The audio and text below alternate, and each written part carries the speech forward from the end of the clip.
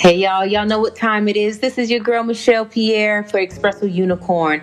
And guess what? We have another phenomenal speaker. We got Tiffini Thrower with us today. And Tiffini is a funny woman as well as just an amazing person. And so definitely we had to bring her here today so that you guys can hear from her. And the title of our podcast today is Jest to Tell the Truth. Tiffini, thank you for joining us. Well, thank you for having me. Of course. So, first thing we got to kick off. You got to let us know, what does this title mean? Jest to Tell the Truth. That's Jest. So I am a stand-up comic when I feel like being one. And it has been said that there is truth in jest. And that means there's a lot of truth when you hear a comedian do their thing. There's truth in what they say. So we have a way of telling the truth and making you laugh. So by the time you leave a show or a set, you scratching your head. You laughing, but you're scratching your head because you realize you just got served lots and lots of truth.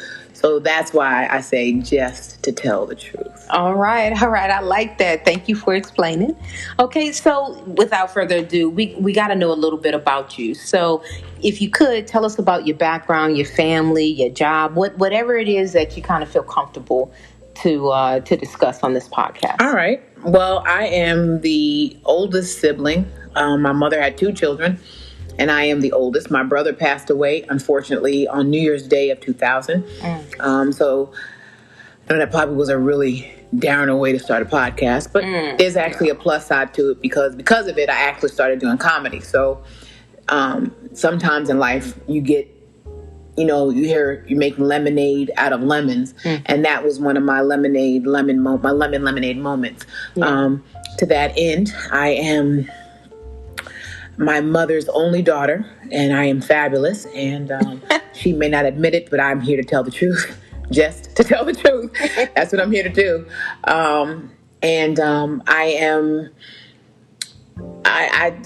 What is my background? I'm black. I've been black most of my life, except for that time in the beginning when I was real light skinned and then I turned black. That was weird because, okay, never mind. You kind of had to be there. But apparently I was real light skinned from what my mama said, and I just kind of turned brown overnight. She put me in the bed and I was light skinned. And when she picked me up, I was chocolate. I don't know what happened in the middle of the night, but apparently there was some chocolate fairy dust that sprinkled in my crib. Okay. So anyway, other than that, I am a teacher by trade. I have been teaching children in the career of teaching for about 27 years. About 27 years. And I have been teaching at my current position. I've been there for 16 years. I enjoy children. I enjoy teaching in general. And we'll get into that a little further. I'm also the youth pastor at my church. I have recently been appointed the youth pastor at my church, Straight Gate, the church at Westchester. And I enjoy just having that moment with young people. I think at this stage in the game, they need as much of a village as humanly possible. So that's really my background. I teach. I'm a butcher, a baker, and a candlestick maker. If it pays me, I'm doing it. So hopefully not everything. No, some of the things. If you thinking about it, I might have done it. Oh no! I mean, no. You got to eat. But I have done, a plethora of things. I'm a makeup artist. I do hair on the side. One thing Black folks is good for is being inventive and finding a way to make ends meet. And I have become very creative in making ends meet. So in doing that, I've also discovered hidden talents. And one of them is doing makeup artistry. One of them is doing hair. Self-taught. Everything is self-taught. And that's pretty much it. That's pretty much the background of me. All right. As you were saying that, I kept hearing hustler, right? So we hustle hard. We hustle hard. As you think about Black people and just how creative we are as a people and just how precious we are with the things that we do and the places and spaces that we find ourselves in. And you just echoed that right now with all of the hidden talents that you found because you weren't scared to venture out into something new. You had that courage to venture out into new things. So thank you. And thank you for sharing that too with everyone on the podcast. Okay, so you said you were a teacher too. What ages do you teach? Right now, I teach UPK, which is 4 and 5 year olds. Okay. That's I've been teaching actually in Head Start for the last 16 years, but this year, the first year, I've taught 4 year olds that are turning 5. Okay. All right. Very, very cool. So I know you already somewhat hit on it. And you just said that you're going to tell us a little bit more about this. So I'm guessing what you're going to tell us more about is your passions, right? And how you show up in that space of your passion. So, first of all, I find the word passion to be very interesting. Most people, when they hear passions, they think something, Harlequin romancy, right? But passions is the thing that drives you, the thing that you wake up in the morning and you just got to do. One of my passions is teaching. And not just teaching children, just teaching people. I find a special joy about not being a know-it-all, but if I find that you're having difficulty understanding something, it brings me pleasure to know that I could try to explain it to you or learn that thing myself and then teach it to you in a way where you make the simple wise. In scripture, that's one thing that Jesus always did. He had a way of making the simple wise through parables and such. So even when I'm doing that, I enjoy teaching adults and children, anyone who will listen. Okay. That's one of my passions. And my other passion, I don't even know if it's a passion. No, it would be, is writing. I enjoy writing. So yeah. That's definitely something that makes me smile. Okay. Tell us a little bit more about writing. What within that so writing space? Is therapeutic. It's cathartic for me. As of recently, I'd say in the last year and a half, I started to write a book. It's still in the writing phase. I don't want to rush a good thing. But the book's name is Seasons. They didn't come to stay. And this book walks you through the seasons of life because in my life, I've had many seasons and I've had many ups and downs. And I think when you are dealing with life in general, there's not just one thing that you're in, just like you have winter, spring, summer, fall. And as each season changes, you're prepared for the next season, whether it be with your clothing, whether it be with your mindset, whether it be preparing your pantry. And in this book, it's going to walk you through the seasons I've been through, but it's also going to be almost a how-to book. So it'll help you to prepare for some of these seasons should they come, because they are going to come. It's just, are you prepared for them?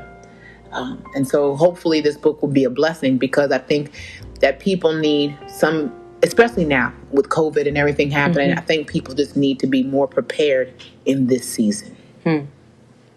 Wow. I thought you were about to preach on us. I might. That was a good word.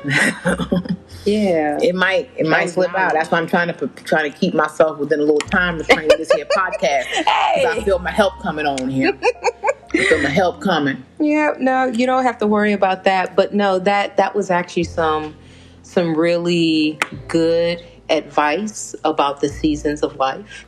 And just you also being obedient and actually taking the time to write, right? And to share. And that definitely ties back into that space of teaching, doesn't it? Yeah. So no, thank you. I commend you for showing up in that manner. And I can't wait to see and read that book. Okay. Did you want to share anything in the realm of writing? I want to share something, just a little tiny bit. Okay. I'm not going to read to you my intro, although I love my intro. Every time I read the intro to this book, I get all warm and fuzzy inside. But I want to share with you just a little bit how chapter 1 is going to open up. It's going to open up with this particular scripture, Jeremiah chapter 1 and 5. And it says, before I formed you in the womb, I knew you. Before you were born, I set you apart. I appointed you as a prophet to the nations. And then I opened it up with this. To be known before I was even formed in my mother's womb speaks volumes to the divine plan that God has or had for my life. It would make one to think that God knew me in Genesis. Wow. Mm-hmm. No night, no day, but he had me on his mind. No moon, no sun, but he had me on his mind. No water, no sea creatures, no creepy crawly things, but he had me on his mind. And that's the best way I could start this book. Oh, yes. So I think that's that's all right. That's all right, because that is your heart in ink on a page. He knew me in Genesis. That's right. Wow. And that's just that's wonderful and amazing to even consider that. But as you're talking about that, and as we have talked about passions, we're doing this podcast, and obviously this is the Black Voices podcast. It's during Black History Month, and I know some of these passions. And I'm not black, y'all. Not today. But anyway, some of these passions that we've already talked about, it ties back into what Black History Month means to you. So I really want to kind of pull that out of you. What is your experience, and what is your relationship with Black History Month? All right. Well, Black History Month, honestly, it's what society has deemed it. 28 days. First of all, I think we got gypped. I think we should get 31. But anyway, that's just a side note. But Black History Month to me is a time to really embrace the blackness that we are. To appreciate the inventors, the innovators, the creators, the entrepreneurs, the politicians, the go-getters, the hustlers, if you will, that have made this nation actually as great as it is. I was having a conversation with someone, and I told them, I said, if you think about all things that make life easy on you, your ironing board, your traffic lights, your peanut butter, these are things that were either discovered by or invented by people of color. And to that end, yes, it's an opportunity to celebrate, but it's also an opportunity, I find, to really reconnect in this month, to find that passion that makes you say, you know what, as a person of color, this is what I want to achieve. This is the thing that I want to go get. I think they should make sure that the enrollment goes up in historically Black colleges right around February. I think that's when they should really pump up the enrollment, because I feel like we should really go hard. It's unfortunate. I mean, they have really marketed Black History Month a lot. I mean, when you can walk into Five and Below, Target had a whole section called Black History Month. I kid you not. A whole section that had Black is Beautiful sweatshirts. I got a sweatsuit. I went into Five and Below, and they had equality with a fist. And I'm like, wow, this has become a market. Like Valentine's Day and Christmas and what have you. And I'm saying to myself, but do my people understand the value that this is not just a marketable thing, but right. Is that shirt that you're wearing that says, espresso, or your shirt that you're wearing that says equality or Black is beautiful. Can you explain that shirt if someone asks you what it means? And so a lot of times when I think of this short, very terse month of February that is known as Black History Month, I think that we have to maximize the moment. We got to really rock hard in this month, because we only got 28 days, 29 in a leap year to get it in there. But beyond that, I think that we need to take that as fuel and catapult us to making our history great making our history great and making it known. Our history is great, but making it more known, even the rest of the year. Yeah. No, that's good, because what you're talking about is that monetizing of our Black culture, right? And in a lot of those spaces, who's benefiting within it, right? And so it is great to see it, right? It's great to see it. It's great to be in a time where Blackness is not necessarily being hidden, right? Or being pushed to the side. Don't get me wrong, there's those situations, right? But I go back to that monetization of it. What's happening in the Black community, though? Okay. Are we owning that culture? Just like what you said. Do you understand it? Do you know where you came from? Do you understand that your ancestors walked with giants, right? They were the giants.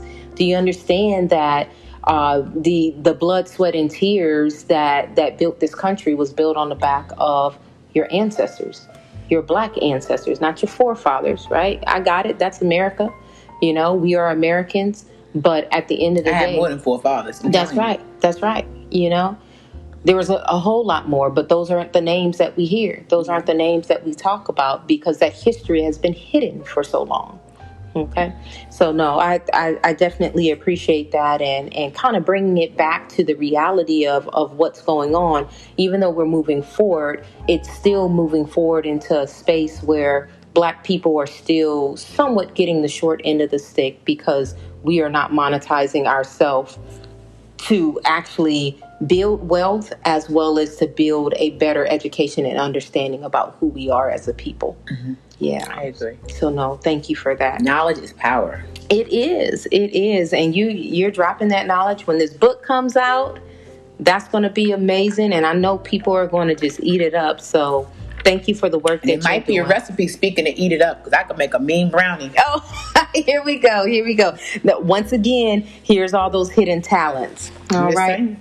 But Tiffini, seriously, I want to say thank you on behalf of obviously myself and Espresso Unicorn for being on our podcast today and dropping a little knowledge, dropping a little tear, but showing us your heart, showing us your passions, right? And conveying it with the words that you gave us. And I guess my last thing would be, if there's one thing that you want people to walk away from this podcast with, what would be that one thing that you want people to leave with, to actually retain, right? And not just say, oh yeah, that was a good podcast, and keep going. If there's one thing I would want your listeners to walk away with, is this: to thine own self be true. Listen to your heart, follow your passion, trust in God with all of your heart, and lean not to your own understanding. Remember that God calls, he calls the chosen. He doesn't call the qualified. He qualifies the called.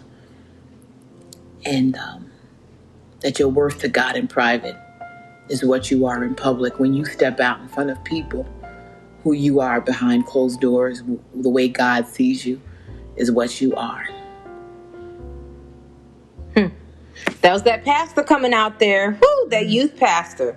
All right. So, hey, folks, that's the end of this podcast. I hate to have it end this quickly, but we got to let Tiffini go. But on behalf of Espresso Unicorn, thank you for joining us today. And we hope you enjoyed the podcast. Leave us some notes. Make sure that you like us on Spotify as well as on Instagram. And this is Michelle Pierre signing off. Take care, y'all.